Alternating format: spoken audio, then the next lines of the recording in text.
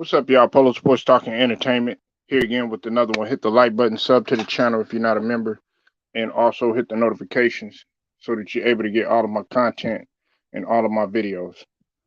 True Viking, I see you in the building, Queen, and also I see you in here too. Wait, what?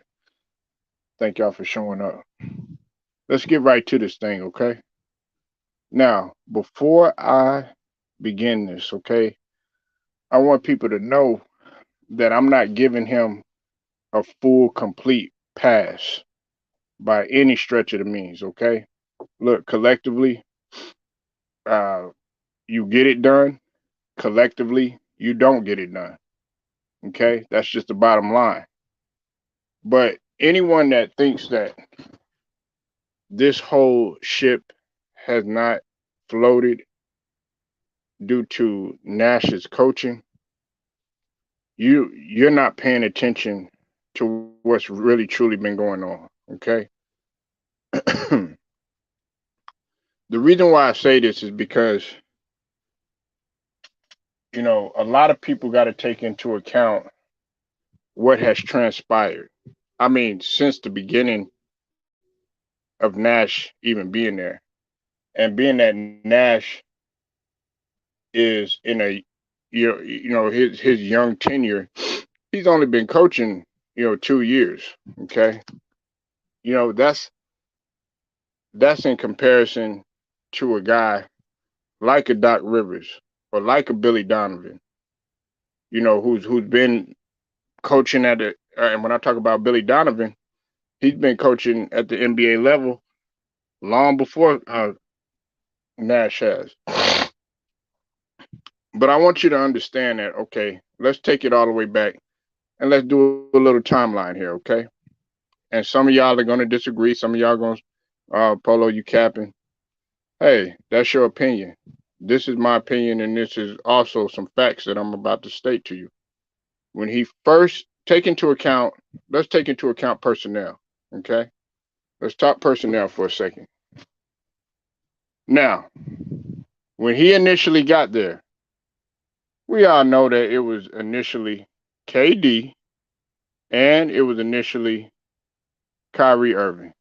Okay? It was Kyrie Irving. What's up with it, Alex? I see you in the building. They were there in the beginning. Okay? It was just them two. Then, of course, you add another player in James Harden. Okay? You add another player in James Harden who, unlike KD and Kyrie, in terms of work ethic, in terms of getting better, in terms of the mentality, yeah, a championship mentality. You add a guy on there who has an ego, okay, has an ego problem coming over from Houston. Not to say that I'm sorry about that. Not to say that Kyrie doesn't, and not to say that KD doesn't. They both have egos, okay. But in terms of James Harden ego, his is through the roof, and he's a cancer to the team. Okay, much like they were saying that Kyrie was the problem in Boston and all this other jazz. Okay, which I disagree with. Kyrie was going through some things health wise, but he still felt it still didn't work out there and was still unsuccessful. Okay, let's take that from the beginning. Steve Nash had to work with that. Then on top of that, you had the issue with players being hurt. Okay, you had players that were constantly in and out, rotation, stuff like that. Keep in mind what I'm saying. We're talking superstars now, right? We're talking superstars, elite superstars, future Hall of Famers. One of them already in the NBA. Well, two of them already in the NBA 75, right? Okay. Frank Vogel has had to deal with the same thing. Players being out, players being injured, not being able to be there, plus the COVID as well. Okay, we'll just take that into account. All right, and I'm talking about last season. All right. Now, Go into the playoffs, okay? And I believe that KD was playing, fighting through the injury, regardless. Regardless of what anybody wants to say. You go into the playoffs with the pieces that you have to work with, okay? You got, Joe Harris, who was real inconsistent with his shooting, okay? And Joe Harris was supposed to be one of the best pure shooters in the league at that time, but he failed to be accurate in the playoffs. KD was by himself because pretty much because you had Kyrie who ended up getting hurt, and on top of that, you have a guy in James Harden who was having the hamstring issue. And I'll give props to James Harden for sticking through and fighting through, but nevertheless he was still hurt. And it doesn't still not going to forget about the ego problem that he has, and the team destroyer that he could be. All right. Then let's talk about the off season. Okay, you already know what went on with KD. Had to hold it down. You know what I'm saying? He showed great leadership. He did what he could do. But at the same token, the media don't care about that. The medias are sharks. The medias are piranhas. The media are wolves, and they don't care about that, especially in the state of New York, especially in the city of Brooklyn and slash Jersey. Okay, let's keep going. Then on top of that, going into the off season, you're having to deal with whether James Harden is going to remain a net, and he's still going to be there. He's still going to stick it out and be with the team or whatnot. Okay, in which he had promised KD that he was going to remain a net, and he was going to sign. He told Kevin Durant that he was going to sign the extension 2 times. He had made that promise twice, but did not do it. Why? Because then going into the season, okay, Kyrie elected not to take the jab, okay? And guess who stood in support of Kyrie? Steve Nash. Steve Nash stood in support of him, okay? Not that Steve Nash was any more of a hero, or Sean Marks and them guys were heroes or anything, but the organization stood by. Well, pretty much Steve Nash did. Not that everybody in the organization was cool with it, because uh, the head dude in charge, the Asian cat, he was all focused on winning games. But that's a whole nother story. I already talked about that. Okay. So Steve Nash, who stood by Kyrie when he was going through his trials and tribulation, who stood by KD, who was going through his trials and tribulation, who stood by James Harden, okay, who was sitting there bitching and crying and whining and wanted things in his way. He wanted the offense. He started crying and complaining, saying about this, about the offense, and that about the offense and everything like that. Okay, well, you had it your way when you were in the stretch. Y'all went on a stretch where y'all were losing those games and everything.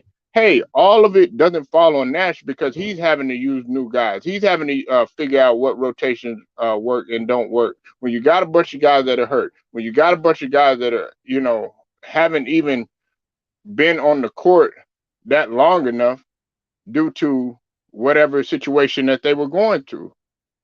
And even still, Nash was still in the fight. And although his record, I'm sorry about that, Brooklyn's record was overrated, nevertheless, they were still winning games. Okay? It was overrated. They weren't beating all of the elite teams, but you can't put that all on Nash, because being that he was able to work with what he had to work with, I think that he did a better job than most. And him being in there 2 years, you got to understand, he didn't have any. Only thing he had was training experience, and that was training KD with the Warriors, a developmental coach. That's all he had. and he was thrown in there. So for people to sit up there and say that, oh yeah, well we ought to get rid of Nash and all this other stuff. Hey, Nash can't control Harden and his ego and his 1 foot in and 1 foot out mentality, right?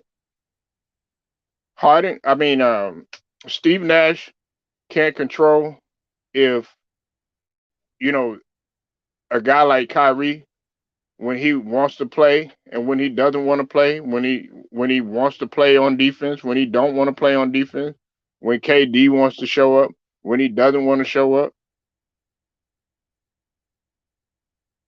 Steve Nash can't control the propelled leadership. Okay, and I say propelled leadership because he is the leader. He's the leader of men as a coach and everything. But you still have to have personnel out there that's a leader.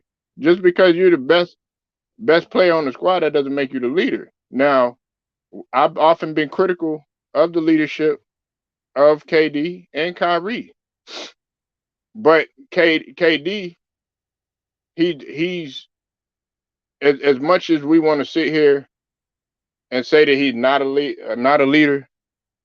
He's not a leader like say a Giannis or anything like that, but he leads in his own way. Okay, could he do a better job at times? Absolutely. There's a lot of different flaws that players have and everything, but we can't sit here and put everything all on Steve Nash. That's unfair to him. That's unfair to him. Does he need to do a better job? Yeah. Now, also you got to realize this: they still have a future intact with them. This is also what's evident too. What's up with it, True Viking? Okay, this is what we have to understand. Ben Simmons was supposed to be playing. A lot of people felt, that Ben Simmons was going to play. He was going to, people were saying that, oh, this is an automatic championship. Once Ben Simmons is able to work with a guy like Kevin Durant and work with a guy like a Kyrie being in the gym with champions, things of that nature, then you will see his game evolve. Okay. Well, that didn't happen. Okay. So is that the fault of Nash? No. What did he have to do? He had to make adjustments. He had to adjust on the fly. And you got to give Nash his props on that for being able to adjust on the fly. Frank Vogel has had to deal with the same thing, but unfortunately, it just hasn't worked out. It didn't work out for Frank Vogel in his favor, and that's why the Nets are going to be uh, they're still in contention. They haven't been eliminated, right? They haven't been eliminated from any playoff contention. Okay, they haven't they haven't been excluded.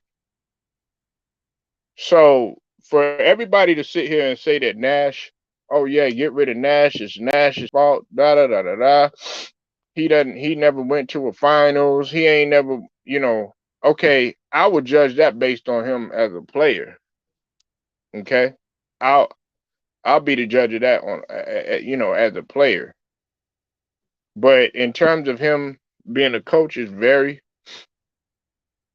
it's uh it's very unfair to a guy like Nash. Now, I don't mind the criticism, and I'm here to defend that. I'm not giving him a complete pass. So he could do a better job of adjustments down the stretch, just like I've criticized, Doc Rivers about. But you got to think about it. The difference between him and Doc Rivers is that Doc Rivers has continued to do the same thing, even when having, a full roster and a full deck, you know. And there's been times when, okay, in the Clippers situation, where Chris Paul had got hurt and all this other stuff, but there's expectations of you, especially when you're a championship coach. People are expecting you to do certain things. But the expectations I think falls more so on KD and Kyrie, given that they have pretty much enough horses to get it done. And you have to still be able to execute. It can't just always be, oh yeah, it's Nash's fault. He needed to do this better. He needed to do that better. No, the players still got to execute. The players still got to execute. And the players still got to lead. The players still have to have that determination at the end of the day. It can't just always be, that's to me, it's a lazy ass take for people to say, okay, yeah, let's go ahead and fire Nash. Fire him for what? Fire him for what? He's having to adjust on the fly. You took out a personality. He probably had some things aligned. He made some. He tried to do his best to make some adjustments for Harden being the crybaby that he was. You're dealing with a guy with KD who's and KD's not selfish at all, and neither is Kyrie. Now, does he shoot the ball a lot? Yeah, he does. But 9 times out of 10, Kyrie has been, you know, efficient, and then there's been some times when he's been very inefficient. So it's unfair for us to bring a lazy take and sit up here and say, "Oh yeah, it's all on Nash. It falls on Nash." No, it doesn't. No, it doesn't. No, it doesn't. And I'm not gonna get into the numbers and all this other stuff because to me, you know, uh, you bringing up numbers and you saying that uh, it doesn't prove any value, especially considering what has been taking place. You know, now we know that his right now he's 40 and at this point in time. Uh, Hold on one sec.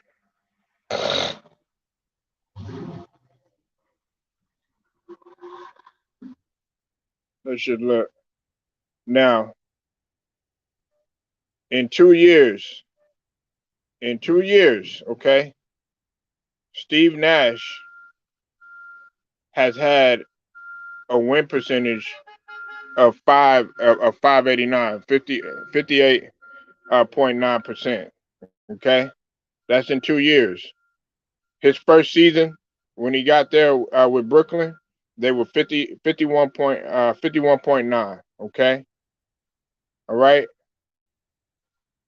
I'm sorry about that. Sorry about that. Sorry about that. That's this year.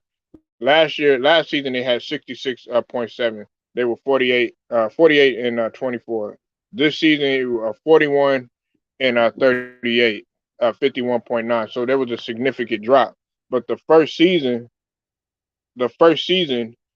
he was he had a lot of people can argue that he had a decent season, depending on what he had to work with. So I could see if he had posted a barely over 500 record last season, and then he did it this season, and they did it even worse. You got to look at Tom Thibodeau. Look at Tom Thibodeau, right? Tom Thibodeau came in with New York. You can't get rid of everybody. Usually the coach be the one to go, and I said it first, and that should have never been higher. Right, but in this case, so free 313, Nash is not the problem. Nash is not the problem because you got to look at the situation. You got to look at the situation. If you, if okay, if you're going into like a uh, let's say you going into battle, okay, and you got to go. You have a strategy mapped out, and you also have you have tactics that you're trying to do, uh, and you pretty much have studied your enemy. You know what your enemy has, what their tendencies are, blah blah blah blah blah, where they gonna be at, what point they gonna be at, stuff like that, right? But you go in initially with the assumption.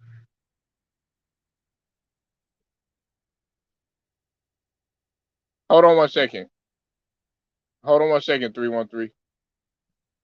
You're expecting to have all your pieces, all of your soldiers, but your soldiers are you're losing your soldiers. You're losing your battle. You're sitting there. You have to make adjustments and stuff like that in a life or death situation. And meanwhile, you still got the enemy coming. They coming at you 100 miles an hour and everything. But you having to adjust on the fly with what you can work with. Those soldiers that you have to back up that plan B, C, D, E, F, G, H, I, J, K, L, M, N, P, all that other stuff. Them they might not be better than plan A, but the fact that plan A is gone and plan B is gone, you only have so much to work with. That's just like when they went on that stretch where they lost 11 straight. Well, they only had so much that they could work with. But James Harden, he's supposed to be the leader. He's supposed to be the talent that everybody says he is. He's supposed to be the best ISO player. The media don't give him crap and everything like that, but they want to sit up there and they want to blame KD. They want to blame Kyrie and all this other stuff. Well, you can't blame them unless they're on the court. So who are they going to point the finger at? They're going to point the finger at Nash, which isn't really unfair. He's done everything that he could to work on everything. You said I blame Kevin Durant for messing up the roster, but Kevin Durant is not going to get. I don't blame Kevin Durant fully. He didn't. If anything, you got to put everything on Harden. Harden was the one that left. Harden was the one that left. Harden was the one that said that he was going to sign the extension.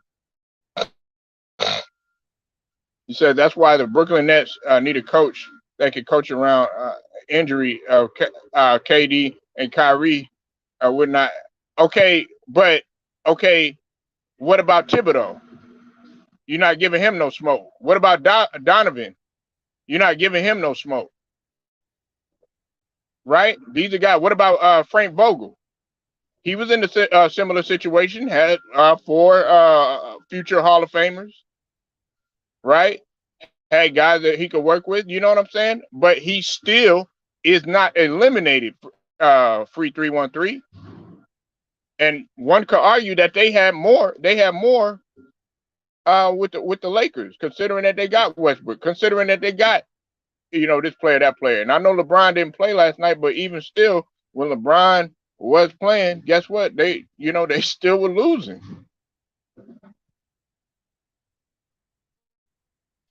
Exactly. He tanked the whole season on purpose. Now, okay, you said if it wasn't for KD, James Harden would have been over there. He messed up the roster. What? Are you fucking serious? What are you talking about? Wait. That was James Harden's choice to come over there. And James Harden had intent of coming over there just so that he could go ahead and this is just me speculating of being over there with Daryl Morey. Free 313. I want you to go read. All right, go read and go check it out.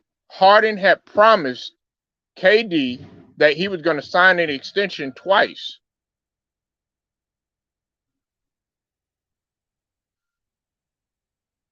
You said James Harden is not the leader of the team.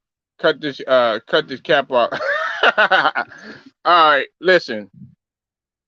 We know that Harden wasn't the leader. But for okay, what logic and what reasoning are you bringing to the table that is KD? That it all falls just primarily on KD? No, it doesn't just all fall on KD. Could he have played better at some times? Yeah, but KD has been hurt a lot of the season, man. You know, and then Kyrie wasn't there for a lot of the home games, and also a lot of this season too as well. Harden is a cancer to the team. He's a destroyer, and you sound like a Harden fan. We're not talking about them things. We're talking about the Brooklyn. Exactly. You obviously didn't listen to the beginning of the stream. I said that it does not fall on Steve Nash. It does not. It doesn't fall on Steve Nash because they're talking about get rid of Steve Nash. Like it's his problem when he's had personnel flying in and out. You got players that got injuries. You got the COVID situation that you're dealing with. You got this Kyrie situation that you're dealing with, and he stood by Kyrie throughout the whole entire process.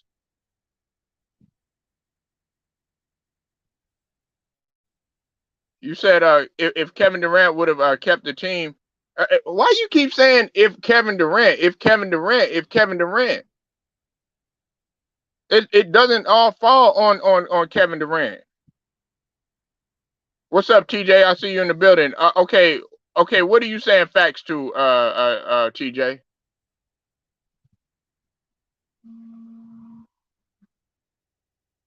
Well, I mean that's a whole nother, but we're not talking about that. You trying to move the goalposts? That's classic goalpost moving shit. Okay. You're trying to move the goalposts. We're not talking about that. We're talking about Steve Nash. Let's stay on topic. You trying to sit up here and you're trying to just point the finger all on Kevin Durant. Hey, he left. Harden left. Harden saw that the going was get tough. He saw that everything. Oh, okay, all right, TJ. You gotta let 313 talking. Oh yeah, well KD. That's classic finger pointing shit. The same shit that James Harden was doing. Well, man, well, Kyrie haven't been here, man. He can't play whole games. Hey, he playing home games now. And on top of that, he bust your ass when he played against Philly. Played excellent defense on you. Had you shooting inefficient, just like you did against the Pistons and all these mediocre teams and shit.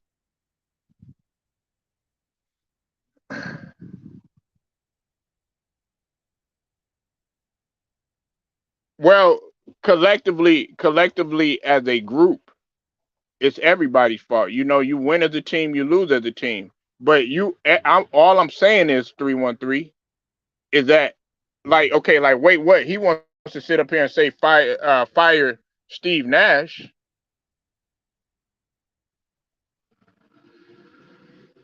Oh, okay. So what case is helping?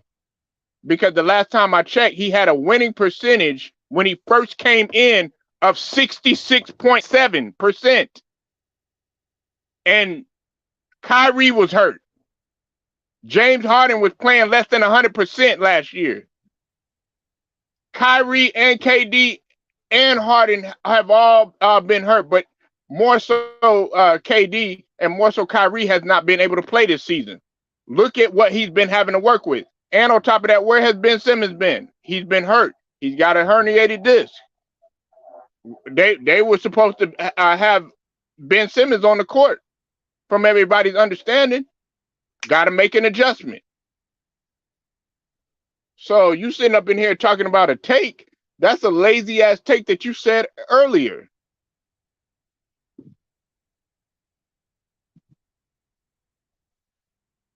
Right. He said hashtag out of pocket.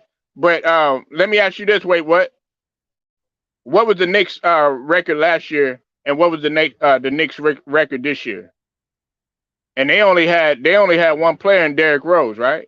That was out, right? They still had Julius Randle. They still had R.J. Barrett.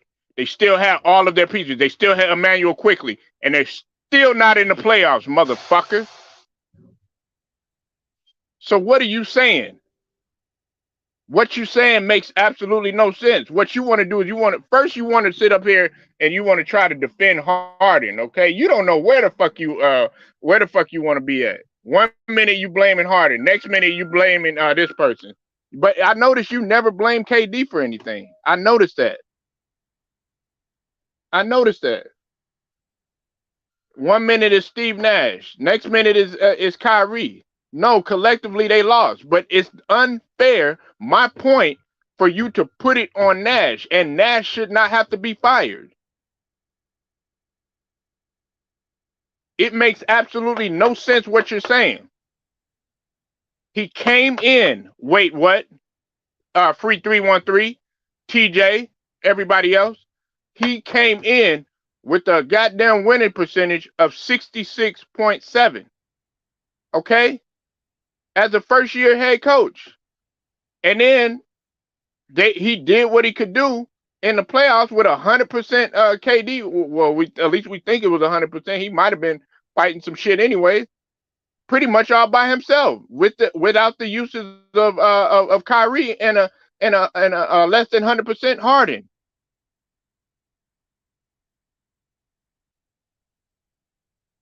Exactly. All right. I know what you're saying, free 313. So it's fair to say, and TJ knows this, it's fair to say that this guy has an ego through the roof. And listen, he had even bet. And wait, your argument is even less of relevance. You know why? Because James Harden was bitching and crying about changing the schemes for this man.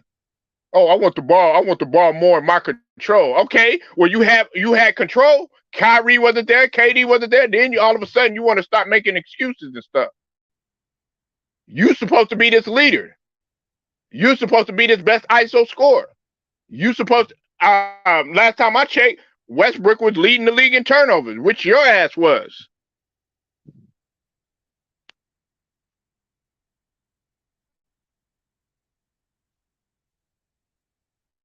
Oh, you said I know James Harden in Detroit. Okay, well we'll go back to the point.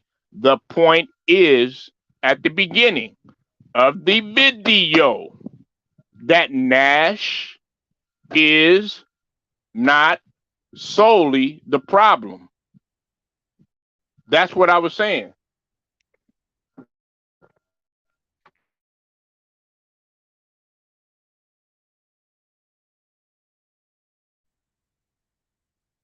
Dog, free 313?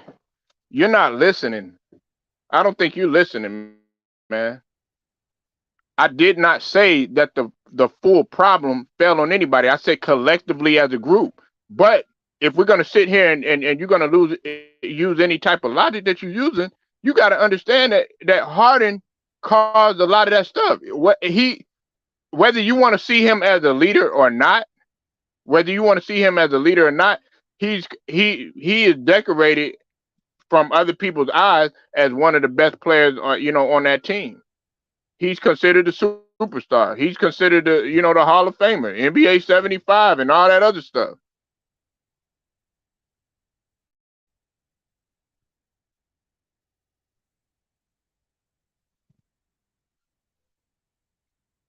Okay, okay, so wait, what? Which one is it, man?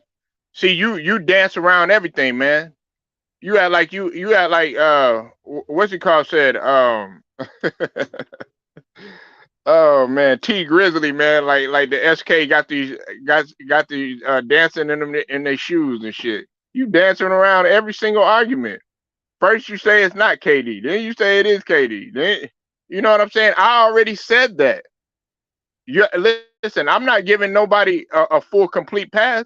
Just like I'm not going to sit up here and just fully blame everything on KD. Just like I'm not going to fully blame everything on Kyrie. Just like I'm not going to fully blame everything on Steve Nash. And Harden to a certain extent. You could have said that about Harden last year. And the only reason I give him just a little bit of credit is the fact that he nursed the hamstring and he still went out there and played and stuff. But this year, going into the off season or whatever, his intent was clear.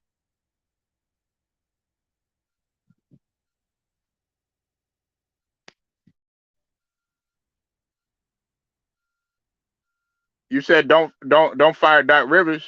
Doc Rivers has been unable to be successful and still has been not been able to do his rotations properly. In the longer period of time of coaching, he's done the same thing over and over and over again. He's more suited to be in the front office. Nash has only been coaching 2 years. And the first season, 66.7, and this season, barely over 500 or whatever, without having his full deck. Doc Rivers has had his full deck.